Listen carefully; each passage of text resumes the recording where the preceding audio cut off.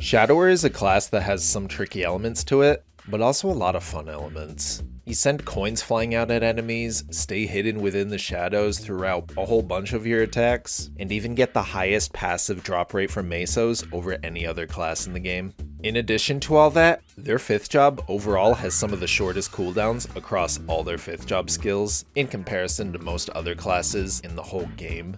Let's get into it. First job gives them a couple very basic passives, the cooler version of flash jump that thieves get that lets you jump twice in the air, and dark sight, which lets you evade a ton of different types of enemy attacks. Not everything, but there's a lot. As for the 2 attacks at first job, both are good. It doesn't matter which one you use, beyond requiring a dagger for double stab and a claw for lucky 7. Since they're a class that exclusively uses daggers, stick with that past first job. Second job is almost purely passives, with one even giving you an up jump added onto your flash jump.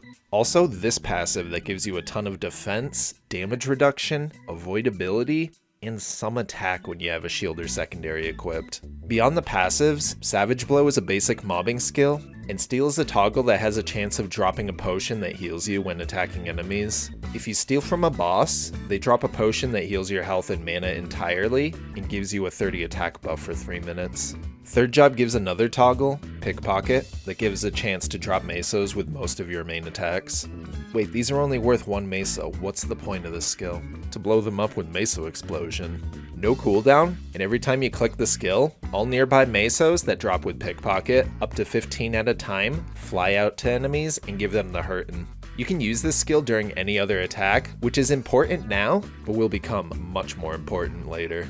You get to huck coins at enemies, and that's one of Shadower's main mechanics. How could people not love this class? You also get a passive for extra health and resistances. Venom gives you damage over time with all your attacks. Meso Mastery ups your meso explosion damage, as well as gives you an extra drop rate on all your mesos, but doesn't increase the value of said mesos. And Advanced Darksight has a chance to let you keep Darksight on after an attack, put you in Darksight when hit, and increases the damage you do while in Darksight. Into Darkness is a useful skill that shares a cooldown with Darksight, also puts you in Darksight when used, and simply teleports to a nearby enemy. It even works on bosses, and can be used to quickly zip out of danger instantly. Dark Flare is a placedown summon skill that attacks nearby enemies for a minute. Phase Dash is a rush-like skill that just pushes enemies forward.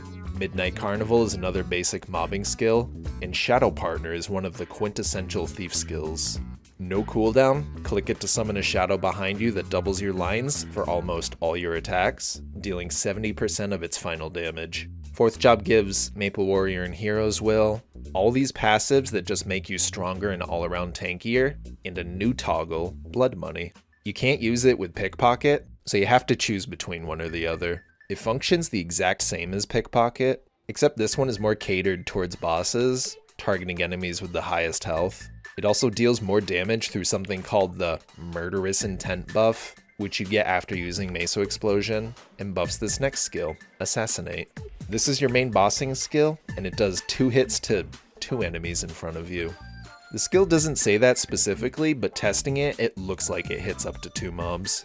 Anyways, the first hit is a horizontal swoop that does pretty good damage, and the second hit swoops down vertically and does nearly double the damage. As stated before, if you have Blood Money on and use Meso Explosion, it gets even stronger with that Murderous Intent buff. It also gives super stance during its animation, which is insanely useful in bossing. Sudden Raid is an attack that hits all around you and applies damage over time to anything still alive after you use it, 30-second cooldown. And Smokescreen is a summon that blocks a bunch of damage for both you and your party. If it's attacks that do max health, it instead reduces that damage. Enemies inside the smokescreen take more crit damage, and you also maintain your dark sight while in it for its entire duration, 2.5 minute cooldown. And lastly, Cruel Stab is your main bossing skill besides Meso Explosion that just attacks enemies in front of you, but halves the drop rate of Mesos from Pickpocket.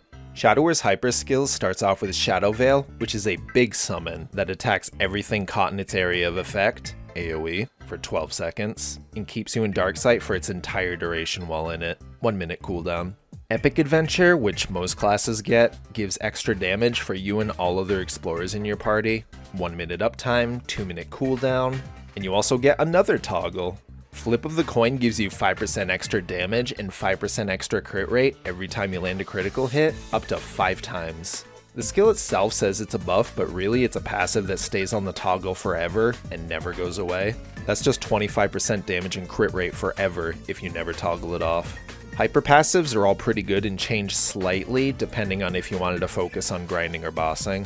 For both, you'll want Meso Explosion Reinforce and Enhance, which ups how many Mesos you can use and send out to enemies every time you click the skill, and gives more chance for Mesos to drop from your Meso toggles. If you plan on grinding a lot, it might be worth picking up everything for Cruel Stab. Nowadays, this isn't too big a worry or issue since mobs won't usually give you that much trouble, but the option is there for an extra line, damage, and mobs hit if needed.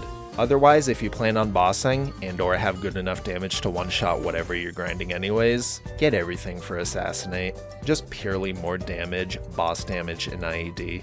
Fifth job for Shadower is a bunch of skills that work relatively well with each other, that all have fairly short cooldowns, all under a minute, with the one exception for both being slash shadow formation. Click it once, and a bunch of slashes fly around you for a few seconds, and then one big slash at the very end. You can use it while casting Assassinate or Cruel Stab to skip its casting animation, and also click the skill again before it ends to make the final big slash come right out, 90-second cooldown. Shadow Assault is a pretty cool skill that instantly rushes you forward in any direction, with up to 4 charges every minute. All 4 charges refresh after this minute, but there's no time limit beyond that once you use the first one. You can space all 4 out throughout that entire minute and technically use one dash every 15 seconds if you wanted to. It also counts as a teleport, which is useful for getting past things like Lotus Lasers. Sonic Blow is a bursty skill that does a ton of damage and leaves stacks on enemies it hits. These blue ones right here called wound debuffs. It hits 7 times, and if you cancel it early, each attack you don't use on enemies reduces its cooldown by 2.5 seconds. Otherwise, its normal cooldown for the full duration is 45 seconds. You can cancel Sonic Blow early with either Shadow Assault or this skill, Trick Blade. In addition to it canceling Sonic Blow early, it also lets Assassinate give wound stacks. If you use the skill on anything without 3 wound debuffs, and on its own, its cooldown is 14 seconds. If one of those enemies does have 3 wound debuffs, and you link either Assassinate or Sonic Blow into Trick Blade, the cooldown is instead 20 seconds, but it also gives you a 1.2 iframe and a bunch more damage with 100% crit rate and IED. This bit about Chaste Cut can be ignored. From what I've researched, it seems to just be a weird translation that ultimately is just the name of the extra attacks this skill does. Other useful Shadow Word nodes would be the go-to Last Resort, which has 2 stages. First stage increases your damage taken and reduces your avoidability, but increases your final damage. And clicking the skill again activates stage 2, which halves the remaining duration, reduces your avoidability down by 90%, and increases your damage taken and final damage dealt. Click it a 3rd time to cancel it entirely. 90-second cooldown, going down to 75 seconds at max level. You can also right-click to instantly go to stage 2 upon using it. Shadow Walker is a neat buff that puts you in Darksight for 30 seconds, doesn't break said stealth with any attacks for the entire duration, and increases your final damage, even in addition to advanced Darksight's increase. Cooldown starts at 209 seconds and goes down to 3 minutes at max level. Lastly, Maple World Goddess's Blessing gains a charge every 3 minutes, up to 2 charges, and when used, gives a buff to Maple Warrior and increases your damage for an entire minute. See this skill? Venom Burst? Don't use it. It's hands down the most pointless node in the entire game, and does barely anything to your overall damage, and it just wastes a node slot which can be utilized better by, quite literally, anything else. Until Nexon decides to make it useful someday, it is worth avoiding and ignoring at all costs, and disassembling it for node shards is the most value it should ever have. Watch Nexon change this node within the next year and date this rant, making it entirely pointless. Shadowware doesn't get too terribly tricky until 4th job or so, but here's how you make them easy. If you have the means of getting a pet, either by buying one, or getting a Black Heart, or Ninja Castle Toad, or some pet through an event or something, they can automatically loot the potions dropped by steal. While grinding, this is useful for more passive healing and restoring some mana, but in bosses, this is extremely useful for maintaining that 30 attack buff. Be warned though, if you do keep pet loot on while bossing, that it does override some other buffs and gets rid of them entirely. According to the Shadower Discord, things like Onyx Apples, or Tengu buff, or the Alchemy attack potions. So if you're using buffs like these, make sure to turn your pet loot off so you don't lose them. Otherwise, yeah, throw caution to the wind and keep looting them potions. Want to get rid of all those coins in your map so you can see the floor again? Bop, gone. All you have to do is swap to your other meso toggle that's not active, and back over to the one that you are using. You could also macro this like so, if you didn't want to toggle back and forth, and plan on using only one toggle over the other anyways. Or just macro both, I'm not going to tell you how to live your life. Speaking of toggles, it's worth knowing Pickpocket is better in maps with more than one type of mob, since Blood Money otherwise only targets whichever one has more health. Always, and that would ruin rates. So if it's one monster type in a map, keep Blood Money on. If more than one type, swap to Pickpocket. Generally, it's better to keep Pickpocket on while grinding anyways, since Blood Money doesn't do much for you while grinding, outside of being more visually clear with its strong red color. For grinding, yeah, you could just stay in one area and keep using Meso Explosion to clean up everything out of your reach, but that isn't as effective as you think, since the Mesos don't fly that far. Ideally, you'll want to place Dark Flare down in one area, maybe Urda Shower and or Will Skill if you got the space for those, and then just hop around using Cruel Stab and Meso Explosion, occasionally using Shadow Veil, Sudden Raid, and any fifths whenever they come off cooldown. Don't forget about Into Darkness. Little to no cooldown, can give you a slight extra kick of mobility, and counts as a teleport. When used properly in bosses, it could save your life immensely. Same with a well-timed smoke screen. Use that to save not only you, but in some scenarios your entire party from otherwise certain doom. Speaking of bossing, that's where Shadower really shines, and also gets a bit more tricky. And I'm not talking about Trick Blade, I'm talking about weaving. Weaving is the act of using Meso Explosion in between Assassinate uses. More specifically, using it to cancel the animation of the bigger hit of Assassinate when timed properly. Since this is a major part of Shadower's overall damage, learning some degree of this is key for bossing on this class. Wait, don't get scared off just yet though. You can still get by just fine by simply clicking Meso Explosion in between Assassinate uses, since that still gets you both the damage from Assassinate and the damage from Meso Explosion. For the more technical use of it though, for those wanting a bit of a challenge, do this. Queue up the second hit of Assassinate by clicking the skill and using the first hit. Then, right as you use the second hit, click Meso Explosion, and then immediately Assassinate again. You'll ideally want to use it right as your character is briefly in the air on the animation. Using it at any point of the second hit is good though, but the idea is the animation of the second use of Assassinate gets cancelled when using Meso Explosion, and you'll want to use it as soon as you can, without being before you click it or after its animation ends. This reduces the delay in between your Assassinate hits and ups your damage output quite a bit higher than without it. Again, you'll be just fine without learning the tighter timing one, either as a boss mule or just to try the class out.